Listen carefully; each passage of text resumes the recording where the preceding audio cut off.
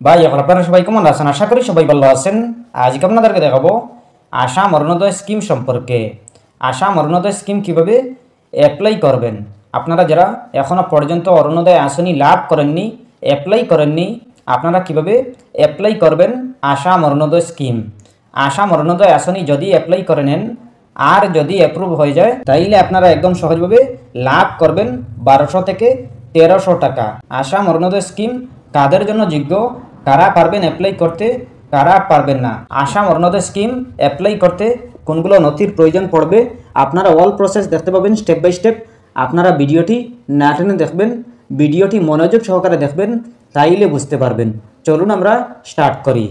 প্রথমে আপনারা অরুণোদয় fill up করার আগে আপনারা অরুণোদয়ের ডিটেলসগুলো পড়তে হবে, আপনারা জানতে হবে। অরুণোদয়ের ডিটেলসগুলো আপনারা ভালো করে জানতে হবে, পড়তে হবে। আপনারা যদি প্রথমে জেনে নেন, যদি যোগ্য হন তাইলে আপনারা অ্যাপ্লাই করবেন, আর যদি যোগ্য না হন তাইলে আপনারা অ্যাপ্লাই করবেন না। আপনারা প্রথমে জেনে বুঝে অ্যাপ্লাই করবেন। আপনারা ডিটেলসগুলো জানতে হলে প্রথমে আপনারা গুগল ওপেন করবেন। ওপেন করার পরে আপনি সার্চ অপশনে ক্লিক করবেন। ক্লিক করার পরে লিখবেন মাই স্কিম। মাই স্কিম লিখে সার্চ করার পরে পেয়ে যাবেন মাই স্কিম প্রথমেই। এরপরে আপনারা এই মাই স্কিম ওয়েবসাইটে ক্লিক করবেন। ক্লিক করার পরে আপনারা দেখতে পাবেন সার্চ আইকন, এই সার্চ আইকনে ক্লিক করবেন। ক্লিক করার পরে লিখবেন অরুণোদয়। অরুণোদয় লিখে সার্চ করার পরে পেয়ে যাবেন আপনারা অরুণোদয়। এই অরুণোদয়তে ক্লিক করবেন। ক্লিক করার পরে অরুণোদয়ের ডিটেলস পেয়ে যাবেন। আপনারা গাইডলাইনগুলো ভালো করে পড়ে নেবেন। পড়ার পরে আপনারা এই অরুণোদয় আপনারা যদি যোগ্য হন আর যদি আপনাদের সব কিছু ঠিকঠাক থাকে তাইলে আপনারা লাভ করবেন। আপনারা যদি যোগ্য হন তাইলে আপনারা এই ফর্মটি ফিল আপ করবেন। আপনারা এই অরুণোদয় 3.0 অ্যাপ্লিকেশন ফর্মটি আপনারা ফিল আপ করবেন। আপনারা যদি যোগ্য না হন তাইলে আপনারা এই ফর্মটি ফিল আপ করেও কোনো ফায়দা হবে না, আপনাদের কোনো লাভ হবে না। আপনারা প্রথমে ডিটেলসগুলো ভালো করে জানতে হবে, বুঝতে হবে, এরপরে আপনারা অ্যাপ্লাই করবেন। আপনারা এই ফর্মটি কোথায় পাবেন, কিভাবে পাবেন এবং কোথায় জমা দেবেন আপনাদেরকে পরে বলবো।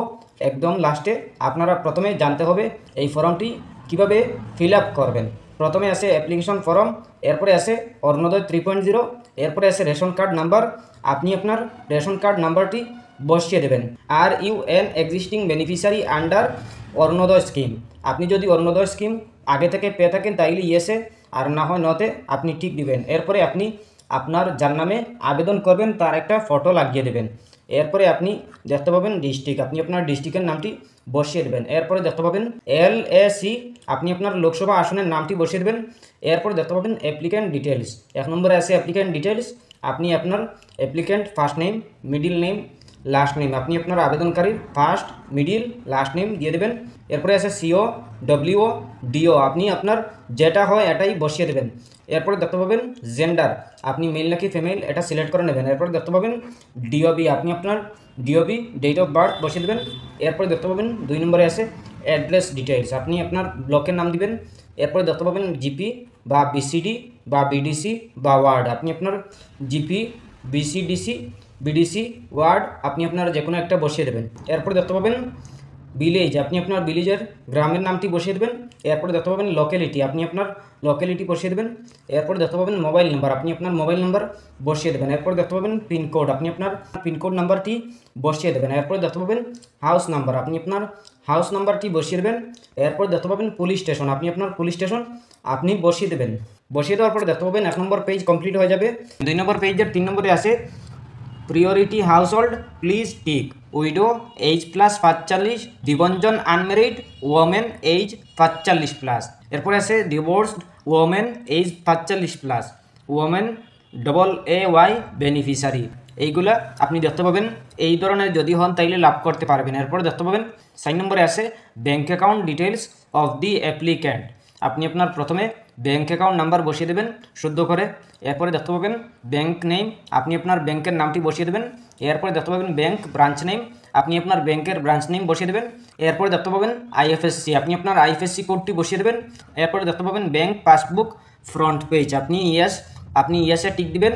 টিক দেওয়ার পরে দেখতে পাবেন 5 নম্বরে আছে কনজেন্ট সেলফ ডিক্লারেশন, এক আছে কনজেন্ট ফর আদার, আপনি আপনার আধার লাগবে, আপনি আপনার প্রথমে আধার নাম্বার বসিয়ে দেবেন। এরপর দেখতে পাবেন মাই ইপিক নাম্বার ইজ, আপনি আপনার ভোটার আই কার্ডের নাম্বার বসিয়ে দেবেন। বসিয়ে দেওয়ার পরে দেখতে পাবেন 6 নম্বরে আছে সেলফ ডিক্লারেশন সাইন্ড, ইয়েস আছে, নো আছে, আপনি আপনার যে কোনো একটা সিলেক্ট করবেন। সিলেক্ট করার পরে দেখতে পাবেন ডিক্লারেশন 1 আছে, 2 আছে, 3 আছে, এইগুলো পড়ে নেবেন। পড়ার পরে দেখতে পাবেন এইগুলা পড়ে নেবেন। এইগুলো পড়ে নেবেন, পড়ার পরে দেখতে পাবেন 2 নম্বর পেজ কমপ্লিট হয়ে গেছে। 2 নম্বর পেজ কমপ্লিট হওয়ার পরে দেখতে পাবেন 3 নম্বর পেজ। এই 3 নম্বর পেজে চলে আসবেন। আমি শ্রীমতী শ্রী, আপনি আপনার এই নাম দিয়ে দেবেন, আপনার আবেদনকারীর নাম, এরপরে পিতা বা স্বামীর নাম দিবেন, এরপরে আপনি আপনার বয়স বসিয়ে দেবেন, এরপরে বসবাসকারীর রেশন কার্ড নাম্বারটি বসিয়ে দেবেন, এরপরে আপনি আপনার এইগুলো পড়ে নেবেন।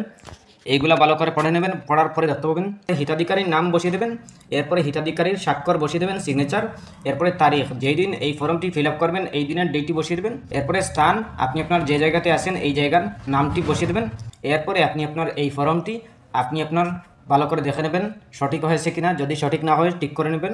এরপরে আপনি এই ফর্মের সাথে আপনি আপনার আধার কার্ডের একটি জেরক্স কপি, আপনি আপনার ফটো 2টা, এরপরে আপনি আপনার ভোটার আই কার্ডের জেরক্স কপি, রেশন কার্ডের জেরক্স কপি, এইগুলো আপনি আপনার গ্রাম পঞ্চায়েতে বা মেম্বার বা জেডপিসি যে কোনো একজনের হাতে সমঝিয়ে দেবেন। আপনি এই ফর্মটা আপনি পেয়ে যাবেন জেডপিসি বা পঞ্চায়েত থেকে, বা আপনি আপনার মেম্বারের হাত থেকে পাবেন। এরপরে আপনি এই ফর্মটা ভালো করে সুন্দর করে সঠিক নিয়মে ফিল আপ করবেন। যদি সঠিক নিয়মে ফিল আপ করেন তাইলে আপনি লাভ করতে পারবেন অরুণোদয় আসনি। এরপরেও যদি কোনো সমস্যা হয় কমেন্ট করতে পারেন। আশা করছি বুঝতে পেরেছেন।